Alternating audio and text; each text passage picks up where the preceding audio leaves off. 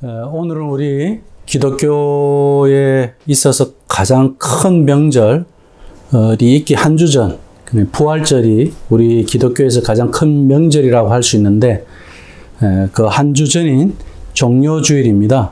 이 종료주일은 예수님께서 예루살렘에 입성하실 때 부활하시기 한 주 전 똑같은 일정입니다.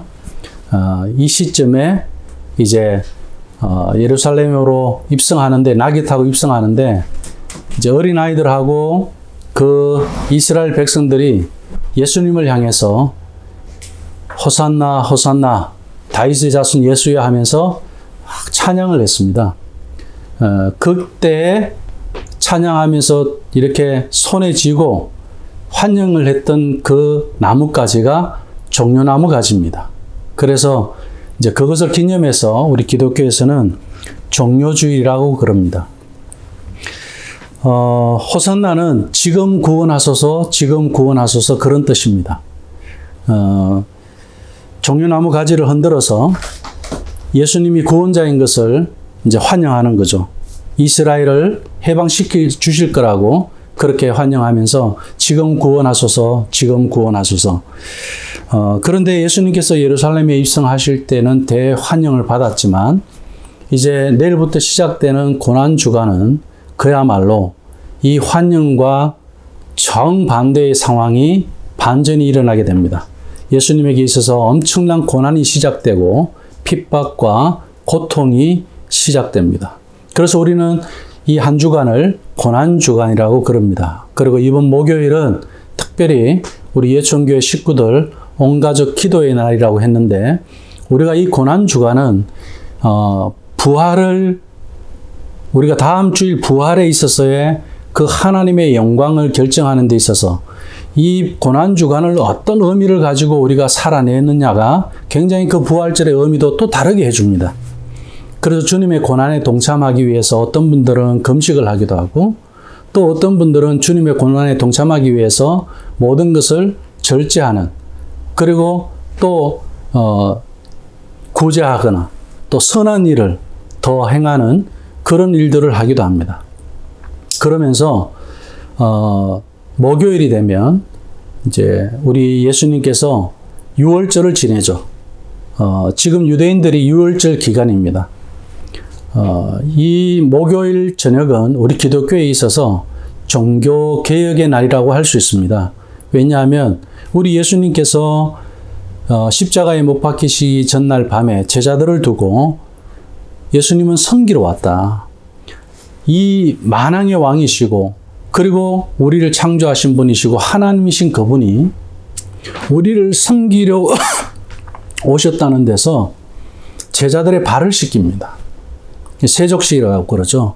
그래서 이번 목요일 저녁에는 가능하다면 정말 우리 부모들이 자녀들을 두고 세족식을 하는 것도 참 뜻깊은 날이라고 생각합니다.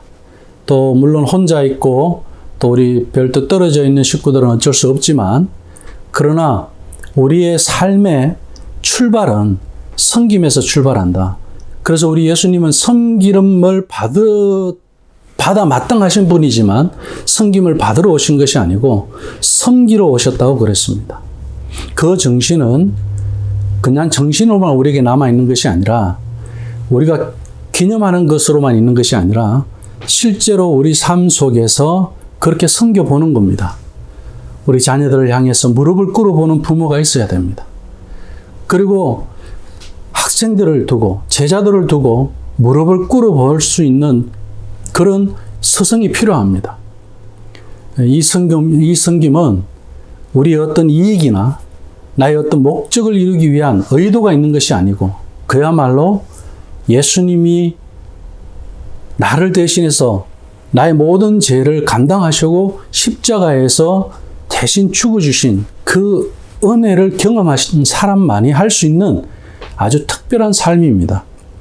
그런 의미에서 우리 예수님께서 이 한 주간 동안 채찍에 맞으시고 고난당하시고, 그리고 십자가에서 피를 흘리시며 죽으시는 그 성금요일이 있기까지 우리는 하나님 앞에 날마다 이 한 주간이 특별한 한 주간이 되었으면 좋겠습니다. 오늘 우리 예춘 식구들이 비대면으로 이렇게 예배하지만 구글 밑을 통해서나마 그래도 아이들이 쑥쑥 자라는 모습도 보고 목소리도 듣고 그러니 참 감사한 일이고 또 우리 식구들 마음을 서로 또 이렇게 이 화면을 통해서라도 서로 그 마음을 위로해가는 격려해가는 그런 또 귀한 시간이 돼서 굉장히 기쁩니다. 더군다나 또 오늘 우린 성찬 예배가 있어서 성찬식이 있어서 주님의 고난을 기념하고 그리고 또 동참하고자 합니다. 감사하게도 오늘 본문은 이사야서 57장 19절 말씀에서 교회의 본질, 성찬 예배와 직접적인 관계가 있는 말씀이 있습니다. 하나님께서 먼 데 있는 자나 가까운 데 있는 자에게나 누구에게든지 하나님께서 평화를 주신다. 그 말씀의 창조자이신, 입술의 창조자이신 그 하나님이 말씀을 하셨는데 특별히 어떤 선물을 주시냐면 평화를 주신다. 어떤 자에게? 먼 데 있는 자에게나 가까운 데 있는 자에게나. 그리고 고치신다고 이야기합니다. 회복하신다고 말씀합니다. 이것은 무엇을 이야기하냐면 하나님의 임재가 있는 성전을 두고 하는 이야기입니다. 성전에 나타난 하나님의 임재에서 화해가 있고 평화가 일어날 수 있음을 말씀합니다. 성전의 그 본질인 하나님의 영광스러운 임재를 예시하고 있습니다. 이런 명시적인 이 예언의 말씀은 바울을 통해서 이야기되고 있습니다. 놀라운 말씀인데요. 에베소서 2장 17절 말씀을 보면 바울이 오늘 이 본문의 말씀을 그대로 인용을 합니다. 또 오셔서 먼 데 있는 너희에게는 평안을 전하시고 가까운 데 있는 자들에게 평안을 전하셨으니 이렇게 바울이 전하고 있습니다. 예수님이 오셔서 먼 데 있는 너희에게 가까운 데 있는 너희에게 평화를 전하고 계신다. 바울이 전하는 이 말씀은 우리가 좀 더 넓은 유대 문화적인 그런 배경에서 이 말씀을 이해할 필요가 있습니다. 유대인들은 이방인에 대해서 하나님을 전하는 우리 기독교에서 이야기하고 있는 이 전도라는 개념보다는 이방인을 차별하는 그래서 우리와 저들은 다르다. 우리는 선민이니까 이방인은 하나님의 선택받지 못한 그런 개처럼 취급을 했습니다. 하나님은 절대 그런 메시지를 준 적이 없습니다. 성경을 봐도 그렇습니다. 그런데 그 성경을 본 유대인들은 그렇게 해석을 했어요.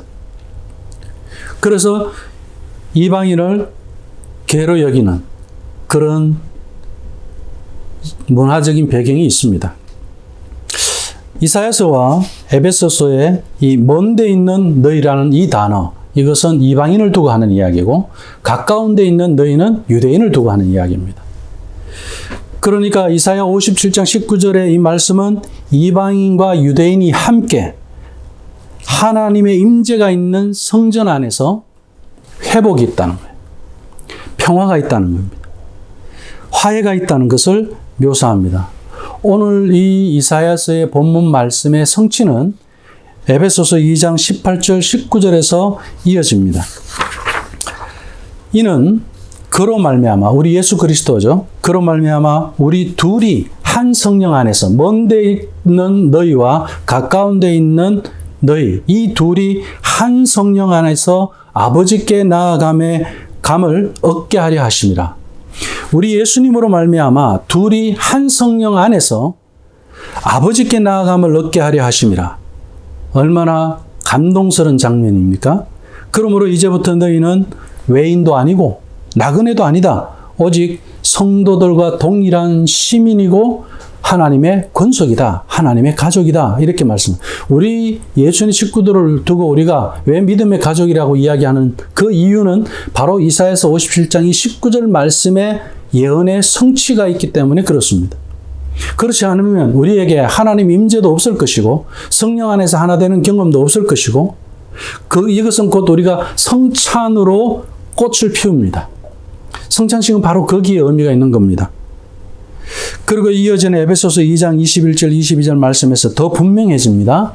그의 안에 위치를 이야기합니다. 예수님 안에서 건물마다 서로 연결되어졌다. 이 집을 이야기합니다. 집집이 다 서로 따로가 아니고 연결되어져 있다. 하나라는 것을 말씀합니다. 어디에서? 그의 안에서. 그래서 이어지는 말씀에 보면 주 안에서 성전이 되어져 간다. 이렇게 말씀합니다. 너희도 성령 안에서 하나님이 거하실 처소가 되기 위하여 그리스도 예수 안에서 함께 지어져 간다. 이렇게 말씀하고 있습니다. 하나님의 특별한 임재의 본복이라면 우린 예수님입니다. 예수님에게 하나님의 임재가 있었기 때문에 그분은 고난을 감당할 수 있었고, 그리고 그분은 그 고난을 통해서 하나님의 약속을 이루어내는 이 연합, 화해, 화평을 가져오게 했습니다. 이 연합된 예수님과 연합된 이 교회의 모습을 성취해 가는 것을 에베소서에서는 바울을 통해서 이렇게 표현하고 있는 겁니다. 그렇습니다. 우리는 날마다 그 집의 모양, 하나님이 디자인하신 그 집의 모양, 성전이죠. 에덴 동산의 회복, 우리 가정이 에덴이 되고, 우리 믿음의 공동체가 에덴이 되고, 그리고 우리 믿음의 사람이 가는 그곳, 숨쉬고 살아가는, 그리고 또 일하는 그 현장 곳곳이 에덴의 동산으로 회복되는 것, 성전으로 회복되는 그 집의 모양이 잡혀가는 모습을 보게 됩니다. 얼마나 감사한 일입니까? 우리는 날마다 지옥과 같은 삶을 사는 것 같아요. 그죠? 그리고 또 어떤 때는 울고 싶을 때도 있고, 어떤 때는 화가 날 때도 있고, 또 어떤 때는 기뻐서 우리가 웃을 때도 있지만, 정말 이 세상은 우리가 천국이라고 말하기에는 너무나도 부족합니다. 그럼에도 불구하고 왜 우리는 그 천국의 현상인 이 성전을 우리는 에덴이라고 이야기하면서 이 땅에서 회복이 되고, 이 땅에서 화해가 이루어지고, 이 땅에서 평화가 이루어지는 것을 말씀할까요? 하나님의 임재가 핵심입니다. 성전에 하나님의 임재가 없으면 안 돼. 뭐 아버지가 임재해도 안 되고, 어머니가 임재해도 안 되고, 자식들이 아무리 노력해도 안 됩니다. 우리 가정에 하나님의 임재가 있어야 된다. 그것을 지금 말씀하고 있는 겁니다. 하나님의 임재가 없이는 어디에든 화해도 없고, 회복도 없고, 치유도 없고, 평화도 없다. 아무리 먼 곳에 있다 하더라도 하나님의 임재가 있다면 그곳에서 성령 안에 하나 되는 것을 경험하게 될 것이다. 이 말씀을 하고 있습니다. 우리는 지금 예천교회 식구들, 우리 믿음의 가족들이 이렇게 코로나로 인해서 건물인 예배당에 모여서 같이 함께 성도의 교제를 나누고 예배하지 못하지만 성령 안에서 이렇게 하나를 경험하게 하시는 그 성전을 약속해 주셨다는 거죠. 오늘 이사야서 말씀은 바로 그 말씀입니다. 그 약속이 성취되었다는 것이 오늘 에베소서 2장에서 말씀하고 있는 것이고요. 하나님 성전은 하나님께서 세우시는 것이고 사람이 세우는 것이 아니고, 그리고 우리 모두가 벽돌처럼 하나하나 쌓여져서 이루어지는 것이 성전입니다. 나 혼자서만 할 수 있는 것도 아니고요. 그리고 하나님이 머무시는 곳이 바로 성전입니다. 그럼 우리는 하나님 앞에 늘 물어야 되는 거죠. 하나님, 이 가정의 아버지가 내가 아버지여도 내가 대장이 아닙니다. 내가 이 가정의 주인이 아닙니다. 우리의 진짜 아버지는 하나님 아버지시니까 우리 가정의 주인 되신 그 아버지에게 물어본 아버지는 진정한 아버지입니다. 그가 바로 진정한 제사장입니다. 내 주장, 내 생각, 내 고집대로, 내 마음대로 권력을 행하고 힘을 행하는 그 아버지의 그런 가부장적인 것은 우리 성경 안에서는 말씀하지 않습니다. 하나님도 그런 분 아니에요. 인격적이신 분이고. 그런 하나님에게 우리가 물어본다면 나에게 있었던 그런 가부장적인 것을 십자가에 못 박을 수 있고요. 나에게 있었던 그런 고집과 주장과 자존심을 십자가에 못 박을 수가 있습니다. 그래서 하나님의 임재가 없는 성전에서는 아무리 아내가 가까이 있다 할지라도 저 먼데 있는 아내가 될 수 있고 먼데 있는 남편이 될 수도 있어요. 자식도 마찬가지고. 아무리 멀리 있어도 주님의 임재가 있다면은 가장 가까이에 있는 가족이 아내가, 남편이, 자녀가, 부모가 될 수 있습니다. 아담이 그랬습니다. 죄가 들어왔을 때 어땠습니까? 하와에게 이는 내 뼈 중에 뼈요 내 살 중에 살이라 그랬습니다. 우리 누구나 다 결혼식 할 때 주례자가 그렇게 이야기하죠. 검은 머리 팥불이 되도록 살아가는 것을 이야기합니다. 그때는 누구도 그 질문에 노라고 대답할 사람이 없습니다. 그것보다 더하면 됐죠. 아담도 마찬가지였습니다. 이는 내 뼈 중에 뼈요 살 중에 살이라고 했지만 죄가 들어왔을 때 어땠습니까? 하나님의 임재가 무시되어졌을 때 그 에덴의 동산에서 아담은 저 여자가 그랬어요 하고 지적을 합니다. 뼈 중에 뼈요 살 중에 살이라 할 때는 언제고 죄가 들어오니까 이렇게 달라졌습니다. 우리 가정의 문제를 한 사람의 개인의 성격이나 아니면 내 자녀의 어떤 그런 지금 어떤 문제나 갈등이나 우리 주변의 사람과의 관계도 마찬가지입니다. 그런 데서 그걸 해결하는 것으로 내가 답을 우리가 행복해질 수 있다? 기대하면 안 된다는 거죠. 죄의 문제를 해결해야 된다. 우리가 성전이 된다는 것은 어떤 의미일까요? 죄가 없는 것을 경험하는 겁니다. 거룩한 전. 이스라엘 백성에게 있어서 성막 또는 이 성전은 하나님의 임재를 의미하는 것이었습니다. 광야에서 하나님께서는 성막을 통해서 백성들을 만나 주셨고 그 후에 솔로몬이 성전을 지었을 때는 그 성전을 통해서 하나님은 응답해 주셨습니다. 이스라엘 백성들의 신앙의 중심이 바로 성전이었습니다. 이스라엘 백성들은 절기 때마다 그래서 예루살렘 성전에 모여들었고 바벨론의 포로로 잡혀가고 성전이 파괴되었을 때는 그들의 인생에서 가장 애통하는 그런 애곡을 부를 수밖에 없는 그런 가장 슬픈 그런 역사를 경험하기도 했습니다.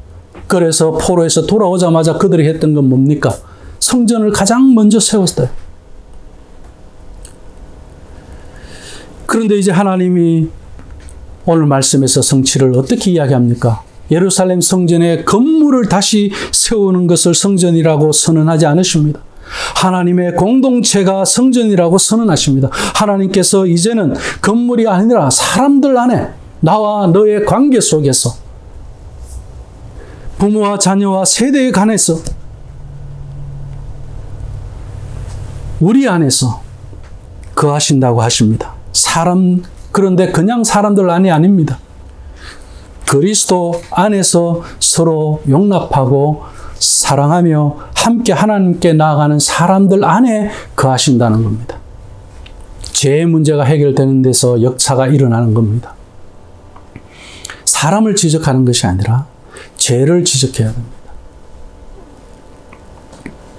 하와를 지적하는 것이 아니라 뱀을 지적해야 됩니다. 사탄아, 내 뒤로 물러가라라고 우리는 선포해야 합니다. 예수님도 제자들에게 그렇게 가르치셨어요. 제자들의 잘못을 예수님은 용서하시고 네가 나를 사랑하느냐 그 사랑을 확인하시면서 그 관계를 회복시키시는 그 메시지를 주시면서 죄의 문제를 해결해 가게 하는 그런 놀라운 말씀의 역사가 있었습니다. 그 공동체를 우리는 교회라고 합니다. 그래서 교회 우리 식구들은 사람을 세우는 방법은 다른 거 아니에요. 죄를 해결하는 겁니다. 문제를 해결하는 게 아니에요. 죄를 해결하는 겁니다. 그러면 문제가 해결되는 거예요. 오늘 본문에서 예시된 새 성전에서 유대인과 이방인의 화해의 성취를 계시하고 있습니다. 그러므로 우리는 그리스도 예수 안에서 함께 지어져가는 성전 건축에 대해서 생각을 바꿔야 합니다. 교회는 하나님이 거하시는 처소, 주님 안에 있는 거룩한 성전이기 때문에 우리가 어떤 문제이든지 어떤 상황에서든지 어떤 관계의 단절에서도 서로 화해할 수 있게 됩니다. 아픈 사람들을 회복시킬 수 있고요. 아픈 사람들을 붙잡고 우리가 기도할 수 있어요. 그게 능력이 더합니다. 하나님 그것을 기뻐하셔요. 그리고 무지한 사람들에게는 진리를 통해서 그들을 가르칩니다. 세상의 지식을 가지고 가르치지 않고 살아있는 하나님의 말씀으로 우리가 가르치는 일을 합니다. 넘어진 사람들을 일으켜 세우는 것, 이것도 성전을 세우는 겁니다. 분열된 사람들을 화해시키는 것, 이것도 성전을 세우는 겁니다. 외로운 사람들의 친구가 되어주는 것, 그것도 성전을 세우는 겁니다. 자녀와 후손이 복음으로 하나 되는 것, 이것 또한 우리에게는 진정한 성전 건축입니다. 물론 우리가 서로의 차이점을 함께 맞추기 위해서 깎아내야 하는 그런 과정은 아주 고통스럽습니다. 로마서 14장 말씀을 보면은 그렇지 않습니까? 생각이 다 달라요. 꼭 한번 읽어보시기 바랍니다. 오늘 저녁에라도. 왜냐하면 먹는 문제 가지고 이 사람은 이 생각을 하고 저 사람은 저 생각을 하고 각자의 생각을 하는데 바울이 그래요. 우리는 먹든지 마시든지 무엇을 하든지 하나님의 영광을 위해서 하는 것을 이야기하면서 죽어도 하나님을 위해서 죽고 살아도 우리 예수님을 위해서 살고 사나 죽으나 우리는 누구의 것이다? 주의 것이다. 이렇게 고백을 합니다.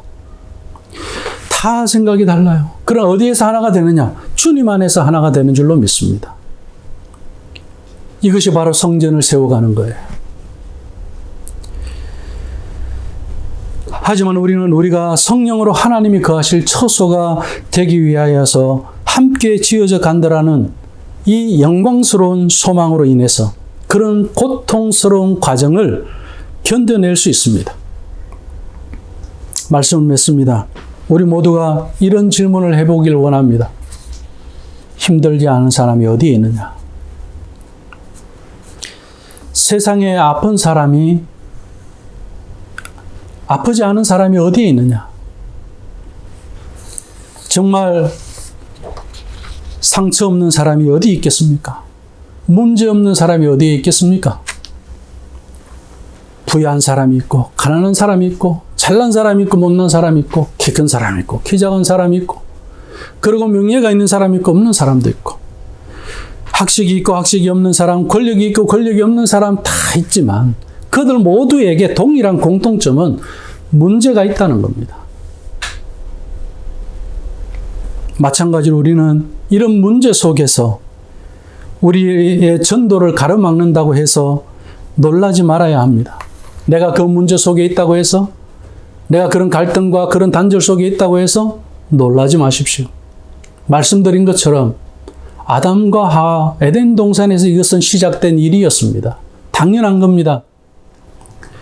모두 다가 문제가 있는 것은 죄가 원인이었기 때문에 그것을 아는 것이 중요하지 이 문제를 문제로 할 이유가 없다는 겁니다. 그래서 어떻게 했습니까? 아담과 하와가 서로 부끄러웠어요. 그 정도로 심각해졌습니다. 모르겠습니다. 성경에 기록되지 않았으니까 서로 그 갈등 때문에 이혼을 이야기했을지도 몰라요. 그 정도로 심각했을 겁니다. 그럼에도 불구하고 서로 그 부끄러움이 어디에서 왔는지를 알고 그들은 하나님의 은혜를 입습니다. 하나님은 종종 이런 관계적인 갈등들을 통해서 우리를 연단하고 성장시킵니다. 에베소서 2장 21절 말씀대로 함께 연합한 자가 되어서 우리가 주 안에서 거룩한 성전으로 자라갈 수 있게 되었습니다. 세상의 외모나 가진 것으로 그런 것으로 인해서 기죽지 마십시오. 나의 거룩한 신분, 이 성전이 되신 것을 가지고 자신감을 가지고 살아가십시오.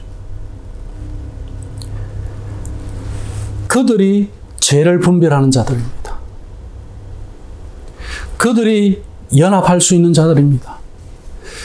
그들에게 하나님의 임재를 통해서 우리 하나님은 역사하십니다.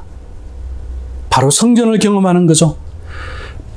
그 본이 바로 우리 예수 그리스도이십니다. 그분이 우리 성전의 머리가 되시고 그 하나님의 임재의 본이 되신 그 예수 그리스도 그분 안에서 우리 모두 다가 올바른 이런 성전상을 가지고 하나님 앞에 성전을 건축해가는 아름다운 그런 에덴 성전을 세워가는 우리 믿음의 식구들이 다 되기를 주님의 이름으로 축원합니다.